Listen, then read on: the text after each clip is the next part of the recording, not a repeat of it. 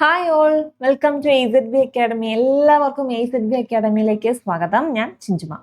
അപ്പൊ നമ്മളിന്ന് വന്നിട്ടുള്ളത് SSC GD 2025-26 നോട്ടിഫിക്കേഷൻ വന്നിട്ടുണ്ട് അല്ലെ. എല്ലാവരും അറിഞ്ഞു കാണുമല്ലോ.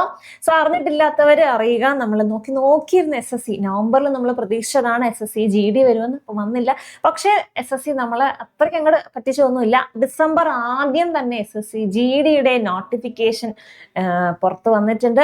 സോ SSC GD 2026 നോട്ടിഫിക്കേഷൻ വന്നു. അപ്പൊ എന്തൊക്കെയാണ് ഇതിലുള്ളത്, എന്ന് മുതൽ നമുക്ക് അപ്ലൈ ചെയ്ത് തുടങ്ങാം എന്നുള്ള ഡീറ്റെയിൽസ് ഒക്കെ നമുക്ക് ഇന്നത്തെ വീഡിയോയിലൂടെ നോക്കാം. എല്ലാവർക്കും ഒരിക്കൽ കൂടി വീഡിയോയിലേക്ക് സ്വാഗതം. സോ നമ്മുടെ SSC GD വന്നിട്ടുണ്ട്. അപ്പൊ എന്ന് മുതൽ അപ്ലൈ ചെയ്ത് തുടങ്ങാം, അല്ലെങ്കിൽ ആപ്ലിക്കേഷൻ വിൻഡോ എന്ന് മുതലാണ് ലൈവ് ആയിട്ടുള്ളത്? ഇന്നലെ മുതൽ അല്ലെ. ഡിസംബർ 1 മുതൽ SSC GDയുടെ ആപ്ലിക്കേഷൻ സ്റ്റാറ്റസ് ആക്റ്റീവ് ആയിട്ടുണ്ട്. ആപ്ലിക്കേഷൻ വിൻഡോ ലൈവ് ആണ്. സോ ഡിസംബർ 1 മുതൽ ഡിസംബർ 31 വരെ കറക്റ്റ് ഒരു മാസം SSC GDക്കായിട്ട് അപ്ലൈ ചെയ്യാം.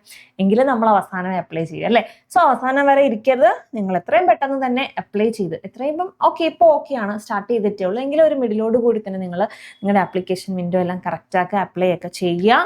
സോ അപ്ലൈ ചെയ്യേണ്ട ഡേറ്റ് കറക്റ്റ് ഒരു മാസമുണ്ട്. ഡിസംബർ 1 മുതൽ ഡിസംബർ 31 വരെ നിങ്ങൾക്ക് SSC GDക്കായിട്ട് അപ്ലൈ ചെയ്യാം. സോ അതിൻ്റെ ലാസ്റ്റ് ഡേറ്റ് എന്നാണ്? ഡിസംബർ 31. ഓൺലൈൻ ഫീ പേയ്മെന്റ് ലാസ്റ്റ് ഡേറ്റ് വരുന്നത് ജാനുവരി 1 വരുന്നത്. ആൻഡ് എക്സാം എന്നാണ്? നിങ്ങളുടെ SSC GD എക്സാം അടുത്ത വർഷം ഫെബ്രുവരി ഏപ്രിൽ ടൈമിൽ SSC GD ഉണ്ടാവും അല്ലേ. അത്യാവശ്യം പ്രിപ്പയർ ചെയ്യാനുള്ള സമയം ഉണ്ട്. ഫെബ്രുവരി ഏപ്രിൽ ടൈമാണ് നമുക്കൊരു ഒരു ടൈം എന്തായാലും 2 മാസം 2.5 മാസത്തോളം നിങ്ങൾക്ക് നന്നായിട്ട് പ്രിപ്പയർ ചെയ്യാനുള്ള ടൈം ഉണ്ട്. സോ നിങ്ങളുടെ പ്രിപ്പറേഷൻസ് ഒക്കെ 2.5 അല്ല 3 മാസത്തിലധികം നിങ്ങൾക്ക് SSC GDക്ക് വേണ്ടിയുള്ള സമയമുണ്ട്. അപ്പോൾ ഇന്ന് മുതൽ തന്നെ ആപ്ലിക്കേഷൻ അപ്ലൈ ചെയ്യുക, ചെയ്തതിന് ശേഷം പഠിച്ചു തുടങ്ങുക. പഠിച്ചു തുടങ്ങുക അല്ലേ. അപ്പോൾ ഈ വർഷം നമ്മുടെ കഴിഞ്ഞ വർഷത്തിൽ നിന്ന് വ്യത്യസ്തമായി RPFന്റെ നോട്ടിഫിക്കേഷൻ വന്നിട്ടില്ല, RPF വിളിച്ചിട്ടില്ല. അപ്പോൾ അത് വേണമെങ്കിൽ ഒരു പക്ഷേ പിന്നീട് സെപ്പറേറ്റ് ആയിട്ട് SSC വിളിക്കും എന്ന് പ്രതീക്ഷിക്കാം. സോ RPFന്റെ മാത്രം റിക്രൂട്ട്മെന്റ് വന്നിട്ടില്ല. ബാക്കി എല്ലാത്തിൻ്റെയും കോൺസ്റ്റബിൾ പോസ്റ്റിലേക്കുള്ള നോട്ടിഫിക്കേഷൻസ് വന്നിട്ടുണ്ട്. സോ നമ്മൾ വേക്കൻസി വൈസ് നോക്കുകയാണെങ്കിൽ BSFന് എത്ര വേക്കൻസീസ് ആണ്? 616 വേക്കൻസീസേ റിപ്പോർട്ട് ചെയ്തിട്ടുള്ളൂ. നമ്മുടെ ടോട്ടൽ വേക്കൻസീസ് എന്ന് പറയുന്നത് 25,487 ആണ്. അപ്പോൾ ഇപ്പോൾ ഒന്ന് ഡൗൺ ആയി കാണും എല്ലാവരും അല്ലേ. എല്ലാ വർഷവും 50,000 അടുപ്പിച്ച് വേക്കൻസീസ് വരുന്നത്, ഈ വർഷം 25,000 സംതിങ് വേക്കൻസീസേ ഉള്ളൂ. പക്ഷെ പേടിക്കണ്ട, വേക്കൻസി എന്തായാലും ഇൻക്രീസ് ആവും. എല്ലാ പ്രാവശ്യവും SSC GD അവർ വേക്കൻസി വരുന്ന സമയം അറൗണ്ട് ഇങ്ങനെയാണ് വേക്കൻസീസ് വരിക. പിന്നീട് അവർ വേക്കൻസീസ് ഒരു പ്രോസസ്സ് നടക്കുമ്പോൾ വേക്കൻസി ഉറപ്പായിട്ടും കൂട്ടും. സോ ഇപ്രാവശ്യം ഉറപ്പായിട്ടും സ്പെഷ്യലി BSFും അതുപോലെ തന്നെ CRPFന്റെയും വേക്കൻസീസ് ഉറപ്പായിട്ടും ഇൻക്രീസ് ചെയ്യും.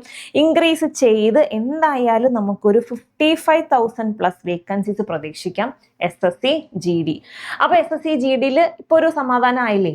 വേക്കൻസീസ് കുറവല്ല, വേക്കൻസീസ് എന്തായാലും ഇനി അവരെ വേക്കൻസീസ് അപ്ഡേറ്റ് ചെയ്യുന്നതായിരിക്കും. സ്പെഷ്യലി BSFും അതുപോലെ തന്നെ CRPFന്റെയും വേക്കൻസീസ് അവർ ഉറപ്പായിട്ടും ഇൻക്രീസ് ചെയ്യും.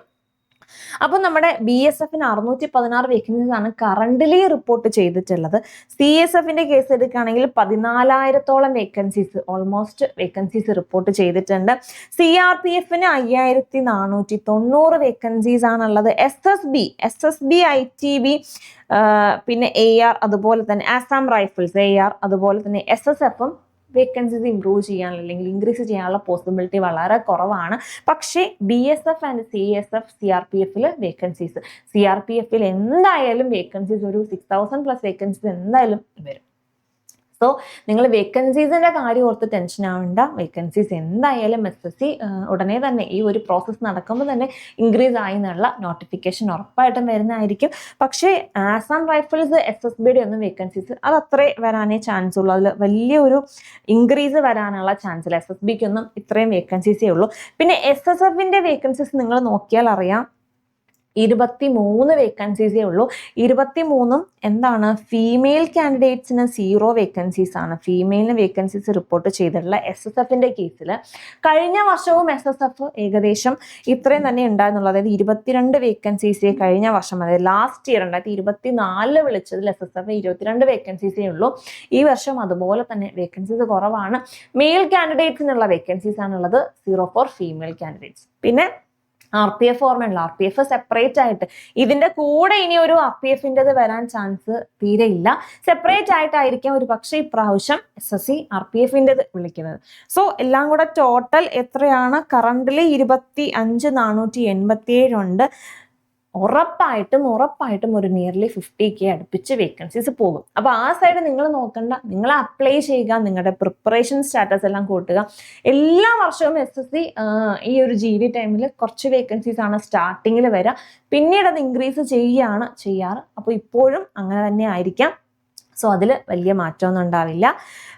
അപ്പോൾ നമ്മുടെ SSF SSBക്കൊന്നും വേക്കൻസീസ് ഇൻക്രീസ് ഉണ്ടാവില്ല. പക്ഷേ PSFും CSF CRPFിനൊക്കെ ഉറപ്പായിട്ടും വേക്കൻസീസ് ഇംപ്രൂവ് അല്ലെങ്കിൽ ഇൻക്രീസ്ഡ് വേക്കൻസീസ് എന്തായാലും റിപ്പോർട്ട് ചെയ്യും. സോ നമ്മുടെ ഏജിന്റെ കേസ് എടുക്കുകയാണെങ്കിൽ ഏജ് കാറ്റഗറി 18 മുതൽ 23 വയസ്സ് വരെ ഉള്ളവർക്ക് അപ്ലൈ ചെയ്യാം. അവർ ഒരു ഡേറ്റ് പറയുന്നുണ്ട്, 2003 മുൻപ്, 2003 ജാനുവരി 2 മുൻപും അതുപോലെ തന്നെ 2008 ജാനുവരി 1 ശേഷം ജനിച്ചവർക്ക് പറ്റില്ല. സോ മാക്സിമം ഏജ് 2008 ജാനുവരി 1 ശേഷം ജനിച്ചവർക്ക് അപ്ലൈ ചെയ്യാൻ പറ്റില്ല. അപ്പോൾ ഇനി മിനിമം ഏജ് റിലാക്സേഷൻ OBCക്ക് 3 വർഷവും അതുപോലെ SC STക്ക് 5 വർഷവും ഏജ് റിലാക്സേഷൻ ഉണ്ട്. അപ്പോൾ ഏജിന്റെ കാറ്റഗറി ഏകദേശം നിങ്ങൾക്ക് ക്ലിയർ ആയല്ലോ അല്ലെ. OBCക്ക് ആണെങ്കിൽ 26 വയസ്സ് വരെയും SC STക്ക് ആണെങ്കിൽ 28 വയസ്സ് വരെയും അപ്ലൈ ചെയ്യാനായിട്ട് സാധിക്കും. സോ ഏജ് അത്രയേ ഉള്ളൂ. ഇനി എഡ്യൂക്കേഷൻ ക്വാളിഫിക്കേഷൻ എന്ന് പറയുന്നത് 10th പാസ്സാണ്. SSC GD general duty ആണ്, 10th പാസ്സാണ് ക്വാളിഫിക്കേഷൻ. അതും അവർ ഒരു ഡേറ്റ് പറയുന്നുണ്ട്, ആസ് ഓൺ ജാനുവരി 1, 2026 എന്താണ് പാസ് അയക്കണം. ഇതിന്റെ സർട്ടിഫിക്കറ്റ് നിങ്ങളുടെ കയ്യിൽ ഉണ്ടാവണം. നിങ്ങൾ ഹയർ ക്വാളിഫിക്കേഷൻസ് എല്ലാം ആഡ് ചെയ്യുക. പക്ഷേ നിങ്ങളുടെ ഹയർ ക്വാളിഫിക്കേഷൻ ഇപ്പൊ ഡിഗ്രിയുടെ സർട്ടിഫിക്കറ്റ് ആ ടൈം ആകുമ്പോൾ അല്ലെങ്കിൽ നിങ്ങളുടെ ഡിഗ്രി ക്ലിയർ ആവില്ല, സർട്ടിഫിക്കറ്റ് നിങ്ങൾക്ക് കിട്ടില്ല എങ്കിൽ നിങ്ങൾ ഡിഗ്രി വെക്കണ്ട, 12th വരെയുള്ളത് വെച്ചാൽ മതി. അപ്പോൾ നമുക്ക് വേണ്ട ക്വാളിഫിക്കേഷൻ 10th പാസ്സാണ്. 2020 ജാനുവരി 1 നിങ്ങൾക്ക് നിങ്ങളുടെ സർട്ടിഫിക്കറ്റ് കിട്ടിയിരിക്കണം. സോ മോഡ് ഓഫ് സെലക്ഷന്റെ കേസ് ആണെന്നുണ്ടെങ്കിൽ ഒരുപാട് പ്രോസസ് ഒന്നും ഇല്ല അല്ലേ. ജസ്റ്റ് നമ്മുടെ CBT ഉണ്ടാകുമല്ലേ, കമ്പ്യൂട്ടർ ബേസ്ഡ് എക്സാം ഉണ്ട്. അപ്പോൾ കമ്പ്യൂട്ടർ ബേസ്ഡ് എക്സാം ഉണ്ട്. ദെൻ അതിനുശേഷം എന്താണ്, ഫിസിക്കൽ ഉണ്ട്. ഫിസിക്കലിന് ശേഷം പിന്നീട് മെഡിക്കൽ കഴിഞ്ഞു, പ്രോസസ്സ് കഴിഞ്ഞു. ആകെ 3 പ്രോസസ്സേ ഉള്ളൂ. ഒരു CBT കമ്പ്യൂട്ടർ ബേസ്ഡ് എക്സാം ഉണ്ട്. ദെൻ നിങ്ങളുടെ ഫിസിക്കൽ ഉണ്ട്. ഫിസിക്കൽ കിട്ടിയവർക്ക് മെഡിക്കൽ ഉണ്ട്. കഴിഞ്ഞ പ്രോസസ്സ് കഴിഞ്ഞു. ഒരു വർഷം ഇപ്പോൾ നോട്ടിഫിക്കേഷൻ വന്ന ഒരു വർഷത്തിനകത്ത് നല്ല രീതിയിൽ എവിടെയെങ്കിലുമൊക്കെ പോസ്റ്റ് ആവാം അല്ലേ. ഈ പ്രോസസ്സ് എല്ലാം കഴിഞ്ഞാൽ ഒരു 1 ഇയറിനകത്ത്, സോ ഒരു വർഷത്തിനകത്ത് ജോലിയും കയ്യിലിരിക്കും. അപ്പൊ എന്താ, അപ്ലൈ ചെയ്ത് തുടങ്ങാല്ലേ, നല്ല പോസ്റ്റ് ആണ്. അപ്പൊ നമ്മുടെ സാലറി സ്കെയിൽ നോക്കുകയാണെങ്കിൽ ലെവൽ 3 ബേസ് സ്കെയിലാണ് വരുന്നത്. ലെവൽ 3 സ്കെയിലാണ്. ബേസിക് പേ എന്ന് പറയുന്നത് 21,700 മുതൽ 69,100 ആണ്. തെറ്റല്ലാത്തൊരു സാലറി ഉണ്ടല്ലേ, തെറ്റല്ലാതല്ല, നല്ലൊരു സാലറി സ്കെയിൽ തന്നെയാണ്. അപ്പോൾ എന്താണ്, 10th ക്വാളിഫിക്കേഷൻ ലെവൽ 3 പേ സ്കെയില് 21,700 സ്റ്റാർട്ടിങ് മുതൽ 69,100 ആണ് ബേസിക് പേ സ്കെയിൽ പറയുന്നത്. ഏജ് ക്ലാരിഫിക്കേഷൻ, ഏജ് ക്വാളിഫിക്കേഷൻ എന്നാണ് 18 മുതൽ 23 വയസ്സ് വരെയും. SSC STക്ക് 5 വർഷം റിലാക്സേഷൻ ഉണ്ട്. OBCക്ക് 3 വർഷത്തെ റിലാക്സേഷൻ ഉണ്ട്. നമ്മുടെ ആ ഒരു എക്സാം പ്രോസസ് എന്ന് പറയുന്നത് മോഡ് ഓഫ് സെലക്ഷൻ എന്താണ്, ഒരു എക്സാം മാത്രമേ ഉള്ളൂ, ഒരു CBT മാത്രമേ ഉള്ളൂ. ദെൻ ഫിസിക്കൽ കിട്ടിക്കഴിഞ്ഞാൽ മെഡിക്കൽ കഴിഞ്ഞു, എല്ലാം തീർന്നു. ഒരു വർഷം കഴിഞ്ഞാൽ ജോലി കയ്യിലിരിക്കും. എന്ത് എളുപ്പമുള്ള പ്രോസസ്സാണ് അല്ലേ. അപ്പൊ എത്രയും പെട്ടെന്ന് തന്നെ അപ്ലൈ ചെയ്യുക. ഇനി ഇതിൽ NCC കേഡറ്റ്സ് ആയിട്ടുള്ളവര് നിങ്ങളുടെ അപ്ലൈ ചെയ്യുമ്പോൾ തന്നെ NCC സർട്ടിഫിക്കറ്റിന്റെ കാര്യങ്ങൾ അല്ലെങ്കിൽ NCC ആണെന്നുള്ളത് അപ്ലൈ ചെയ്യുമ്പോൾ തന്നെ ചെയ്യുക. പിന്നീട് നമുക്ക് അതിൽ തിരുത്താൻ പറ്റില്ല. അപ്പോൾ ഒരു എക്സ്ട്രാ മാർക്സ് ഉണ്ടല്ലേ, അത് നിങ്ങൾക്ക് പിന്നീട് കിട്ടില്ല. So NCC certificate A certificate ആണെന്നുണ്ടെങ്കിൽ മാക്സിമം മാർക്കിന്റെ 2%, B സർട്ടിഫിക്കറ്റിന് maximum 3%, and NCC C certificate ആണെങ്കിൽ മാക്സിമം മാർക്കിന്റെ 5% ലഭിക്കും, എക്സ്ട്രാ മാർക്സ് ലഭിക്കും.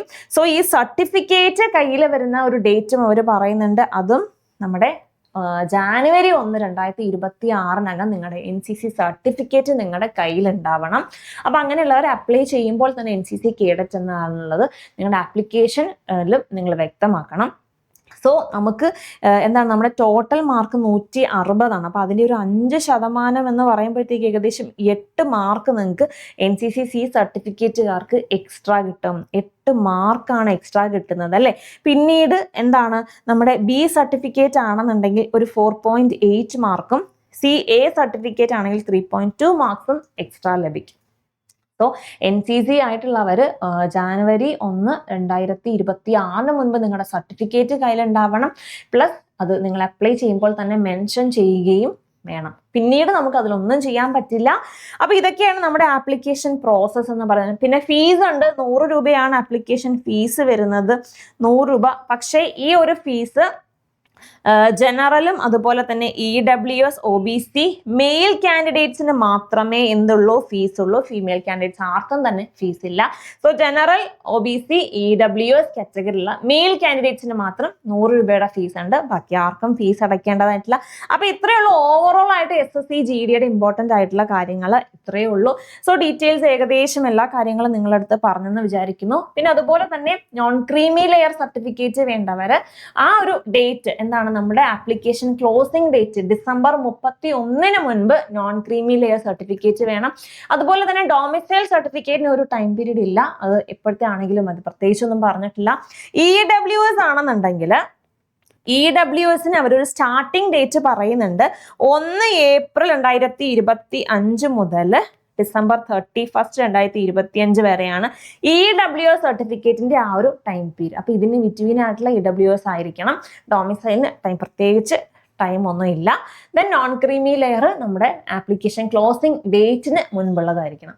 അപ്പൊ ഇത്രയേ ഉള്ളൂ എന്താണ് ഡീറ്റെയിൽ ആയിട്ടുള്ള കുറച്ച് കാര്യങ്ങൾ. ഓവറോൾ ആയിട്ട് ഇത്രയും കാര്യങ്ങളേ ഉള്ളൂ. ഇനി ഡീറ്റെയിൽ ആയിട്ട് നിങ്ങളുടെ എക്സാമിന്റെ സെലക്ഷൻ പ്രോസസ്സും അതുപോലെ തന്നെ സിലബസും പാറ്റേണും എല്ലാം ഡീറ്റെയിൽ ആയിട്ട് നമുക്ക് വേറെ വീഡിയോസ് ചെയ്യാം. അപ്പൊ ഇനി എന്താണ് നിങ്ങൾ അപ്ലൈ ചെയ്തുകൊള്ളുക. അപ്ലൈ ചെയ്യുന്നതിനോടൊപ്പം നിങ്ങളുടെ പ്രിപ്പറേഷൻ തുടങ്ങുക. ഇനി SSC GDക്ക് മാത്രമായിട്ട് നമ്മളൊരു ബാച്ചും ഓൾറെഡി ലോഞ്ച് ചെയ്ത് കഴിഞ്ഞു. SSC GD 2026 live plus recorded ക്ലാസ്സോട് കൂടിയ ഒരു daily study plan based classes ആണ്. അതുപോലെ തന്നെ ലൈവ് ഇന്ററാക്റ്റീവ് സെഷൻസ് ഉണ്ടായിരിക്കും. 1-to-1 മെന്റർഷിപ്പ് പ്രോഗ്രാം ഉണ്ടായിരിക്കും. നിങ്ങളുടെ എക്സാം റിലേറ്റഡ് ആയിട്ടുള്ള അതിന്റെ കണ്ടന്റ് റിലേറ്റഡ് ആയിട്ടുള്ള ഡൗട്ടുകളെല്ലാം ക്ലിയർ ചെയ്ത് നിങ്ങളുടെ കൂടെ മെന്റർ സപ്പോർട്ടും ഉണ്ടായിരിക്കും. സോ എന്താണ് അപ്ലൈ ചെയ്യുക, പഠിച്ചു തുടങ്ങുക, കോഴ്സ് പർച്ചേസ് ചെയ്യുക. അപ്പോൾ കൂടുതൽ ഡീറ്റെയിൽസ് അറിയാനായിട്ട് താഴെ കാണുന്ന നമ്പറിൽ കോൺടാക്ട് ചെയ്യുക. അപ്പോൾ ഇതുപോലുള്ള മറ്റ് വീഡിയോസ് SSC GDയുടെ കൂടുതൽ ഡീറ്റെയിൽസുമായിട്ട് നമുക്ക് ഇനിയും കാണാം. Tata, bye bye.